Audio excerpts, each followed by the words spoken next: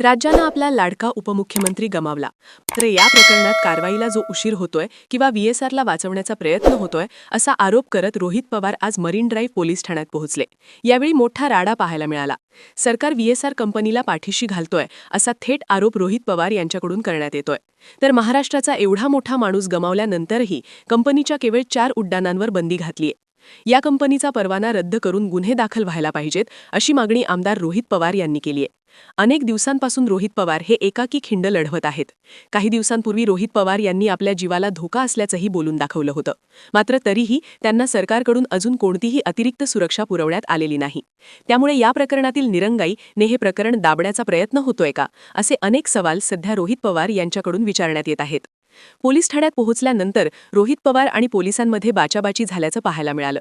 यावेळी आमदार अमोल मिटकरीही रोहित पवार यांच्यासोबत लढा देताना दिसून आले.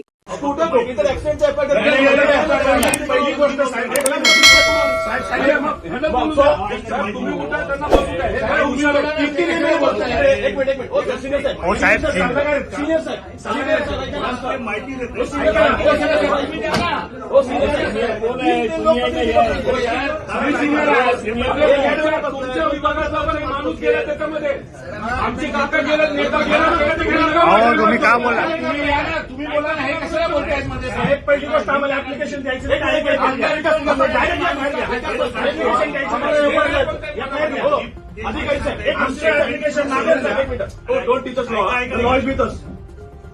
दोन टेलर्स आम्ही आणलेलं सोबत.